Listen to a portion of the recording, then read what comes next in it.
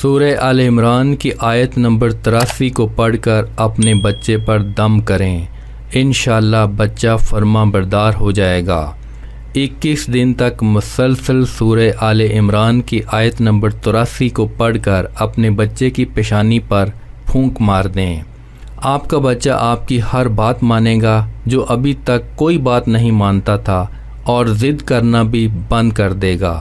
اس عمل کو صبح فجر کی نماز کے بعد یا عشاء کی نماز کے بعد کریں۔ یہ عمل کرتے وقت آپ نے بچے کی خامیوں کی طرف دھیان نہیں دینا، بلکہ اس چیز پر دھیان دینا ہے جو آپ اپنے بچے سے چاہتے ہیں۔ اس عمل کو مکمل یقین کے ساتھ کریں، بے شک اللہ تمام دماغوں پر حاوی ہے۔